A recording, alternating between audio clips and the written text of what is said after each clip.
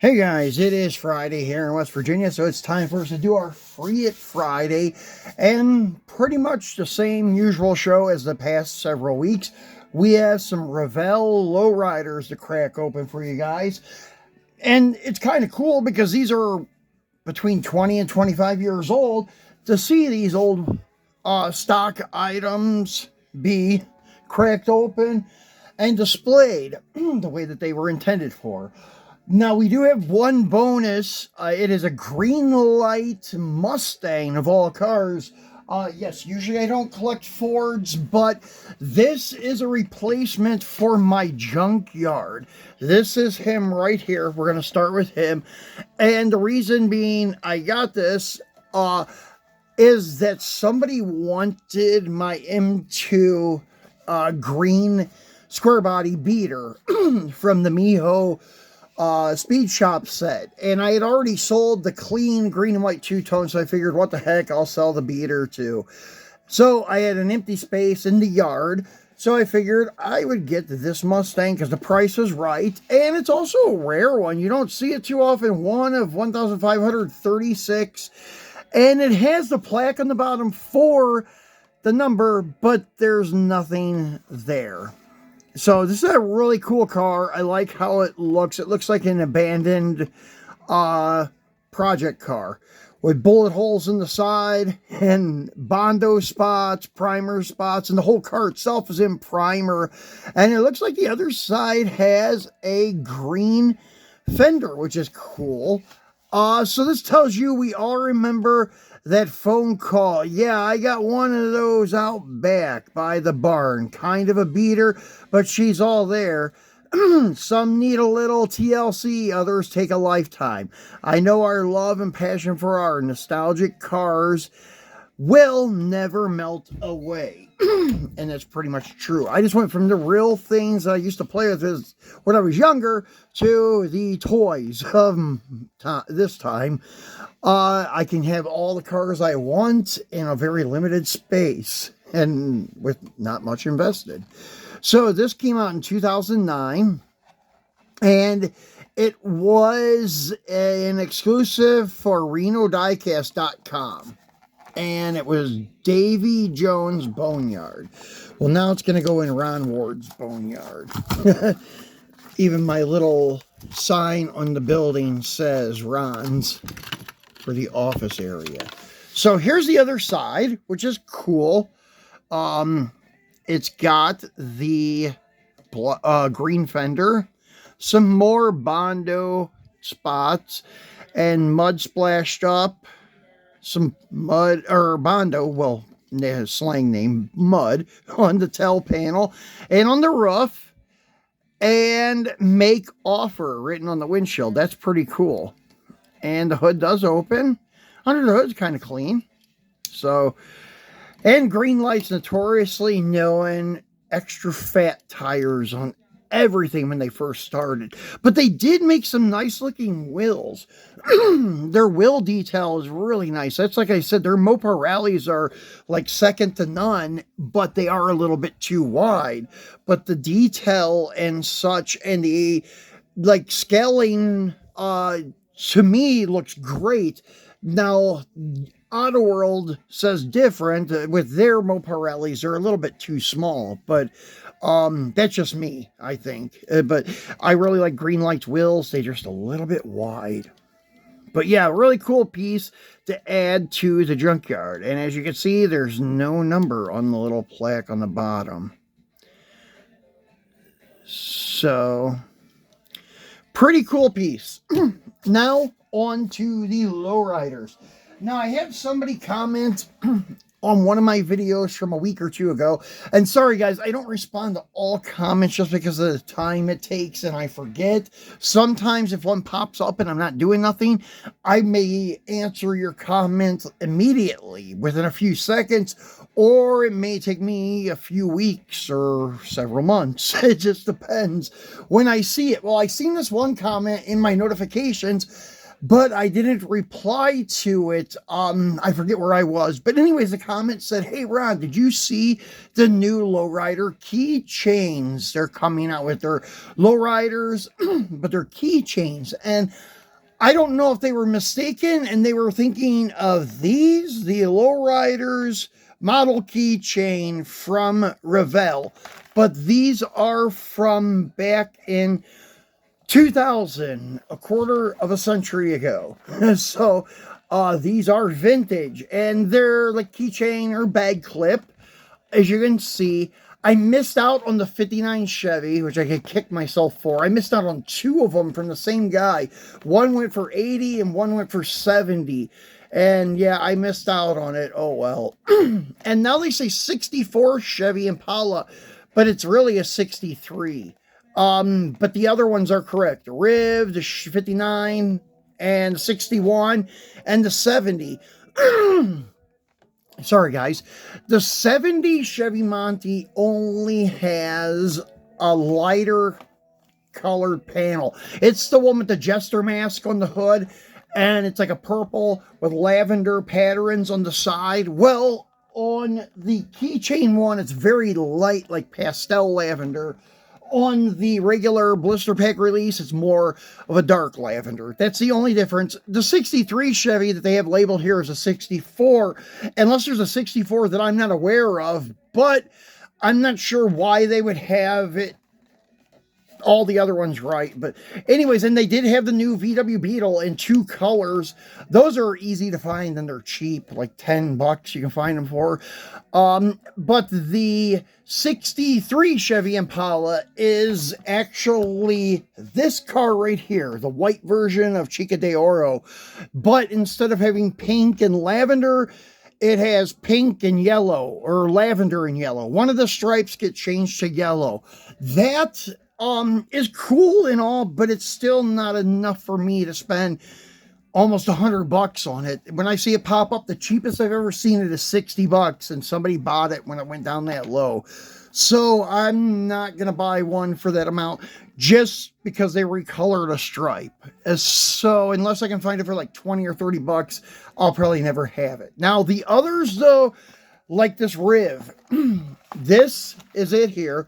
This is a recolor of Ruby Lips. They just reversed the colors and gave it a totally different color interior. This I've already opened. Actually, I already had the car assembled at one point. I just wanted to put it back in there and show you guys how they came packaged. And you do get the handy dandy screwdriver and all that. But anyways, they do... shoot, I forgot what I was going to say now. But anyways, yeah, this is a total recolor. So that's why I wanted this guy. Ruby Lips is like a candy red with gold striping and a red and black two-tone interior. Now this is gold with a red striping. And as I mentioned, a totally different color interior. It's all pink and such, and they just kind of go together very simply. You just pop the chassis on and the hood. The front nose came off. Well, we're gonna have to assemble that later on, but anyways, that's it. It was together at one point in time, but that is the model kits. And then they come with these little pieces like this would go on the base, the screw would go through it, and then there was a bag clip piece, but my son took it, and somehow these interlock together somehow, but it's never going to see a keychain, and it's never going to go outside of the display case unless we're doing some pics or videos on it like today. But anyways, that is one of the ultra rare keychains. The keychains are probably the rarest lowriders of the bunch. There are a couple of figurine exclusive colors too. There's only two that I'm aware of. All the others are the same as the blister pack cars, but there's a black 61 Impala that has some ribbon striping on the side of it. At first I thought it was this guy here, the black Joker, but it's not. It's actually a totally different color and paint job. It's black, but it has ribbon striping on the side. And then there's like a dark emerald green Riviera, which we unboxed a week or two ago. So you can find that in the archives if you'd like to see what that car looks like. So anyways, moving along, we'll go ahead and do the 64 first. Now this is, I think, the last 64 that Revell released. If I'm not mistaken, this, yeah, 2005, that would have been the last of the lowriders that Revell released up until recently when they did the big and little model kit with the S10. And then they did some toy show exclusives for Europe, but no mass produce releases. So anyways, this guy here came with a 6-spoke wheel, but I swapped it with Revell wheels, but they're traditional wire spokes. And I don't know what happened, why that they decided to put 6 spokes and 5 spokes on their last few releases, but in my opinion, it was a bad choice. But anyways, this car doesn't look too bad, especially now that we put the spokes on it, the wire spokes. It did have the 6 spokes, but I changed it up. I was going to wait and show you guys what it looked like originally, but I just couldn't bear to see it with those 6 spokes on it, so I swapped things around on it. There's only, I think, 4 vehicles that have the mag style wheels. This guy here has 6 spokes, and then there is a 61 with 5 spokes, a 63 with 5 spokes, and a 70 Monty with 6 spokes. The 70 Monty I had, but I used it as a donor for my 96 Impala, and we're doing another one of them soon. And actually, I'll try to do a video on it. I'm going to take 3 Revell lowriders and merge them all together. Actually, what it is the 96 Impala, the dark green with the yellow pattern style striping on it. I'm using it, and I'm putting the Monte Carlo base on it, and then I'm taking the set of spokes off of one of the bombs and putting on it. So we'll do that in an upcoming video, probably in a week or two. But yeah, there's a 6.4 with nice looking wheels on it. And anyways, let's move along. Here's the 61 that came with 5 spokes. And actually the 5 spokes don't look bad. They look like Krager's. Actually, but they look like a large diameter. On this car, like say scaling, it probably would be like a 17-inch wheel, it looks like. So they just don't suit a lowrider. Now, something that had bags on it that would be just lowered and lifted, that would be the perfect wheel. But for something that has switches and is juiced, it needs wire spokes, in my opinion.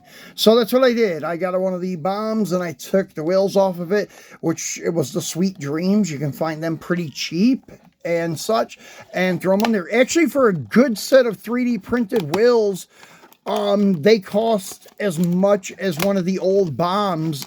So you can literally buy one of the bombs and take the wheels off of it for the price that you would pay for a set of 3D printed spokes. At least well-made 3D spokes. I know there's a lot of them out there that are nice, that are like only 10 to 15 bucks a set. But like if you really want the top of the line ones, they're going to cost you between 20 and 25 a set. So anyways, there is the silver 61 with the purple top and wire spokes, and it has flames. Like all of these last releases kind of look more like pro touring cars than lowriders, hence the paint jobs. Like this guy here with the tribal like flames kind of, and it's also got a silver interior, which is, I don't know, different for, you know, being a lowrider, and it had the big diameter 6 spokes. This guy has silver with the purple top and purple flames, and it had the big 5 spokes on it. And then the Monte Carlo that they have almost looks like a Foose style Monte with a white top half and a black bottom half, separated with an orange kind of just stripe that kind of zigzags a little bit. So they did kind of look more like pro touring vehicles and lowriders. I wish Revell would bring these back. They gave us a taste with that S10 last year. Now I'm just kind of waiting for them to say we're redoing our lowrider lineup. We will be releasing them come soon. I'm keeping my fingers crossed to hear that news someday. We do know Auto World is going to make a couple 6.4s and 6.3s, I think, with adjustable suspension. And there's another company, I don't know, I think it's called 9.7 or something like that, coming up, and they're making a 64 with adjustable suspension. And we have Fineworks, which everybody's aware of them now. And Hot Wheels is releasing a bomb, like a 47 or 48 Fleetmaster Fleetline with adjustable suspension in a month or so. So that's going to be cool. But I'm just hoping the Founding Fathers, Revell, comes back and releases a lineup. So this car here is kind of special. This came this is actually a rope from Jason in Canada. He bought a few trucks from me. He's in Quebec, and I forget his last name. I think it's Dryson, but sorry, Jason. I didn't mean to mess up your name. But, yeah, he got this one for the collection. I very much appreciate it. Beautiful car done in a, I don't know, kind of fuchsia kind of color. It almost is on the borderline of red, and it has the pink interior and the pink insert between the chrome and the pink spokes. It looks really, really good. Very tastefully done. And this one came out also in 05. So I don't know what the deal was, why they did those pro touring ones. Probably because that was starting to be the real one-to-one car trend, where people are doing the big diameter wheels, high performance engines, and bag suspension. Maybe that's why. But yeah, this is a beautiful car. This one's one of the harder to find Impalas, the 61s. The two hardest are the ones that I'm hunting right now. The one that is black, that has the ribbon graphics on it, that comes with the figure, and then the green Joker keychain. Those are the two hardest 61s to acquire, in my opinion. The other ones, they pop up, I guess you could say, on a regular basis, but the other two that I just mentioned don't pop up often, and when they do, people usually want too much, or if they do have a good price on them, they sell immediately. So anyways, guys, that's it for our Free It Friday. Hope you enjoyed it, and we will be back again on Monday for our Mopar Monday. We still have a ton of Mopar muscle cars to crack open for you guys. I have an Under the Hood Club CUDA from Greenlight, and we have some other toy store exclusives from the early 2000s to crack open for you. So be sure to turn on your notification bell so you know when we do drop another video, because if we do find anything at Walmart over the weekend, we will probably bring it to you over the weekend. So with your notification bell on, you know when we do drop a new video. So thanks for watching, guys, and oh yeah, by the way, have a happy Easter.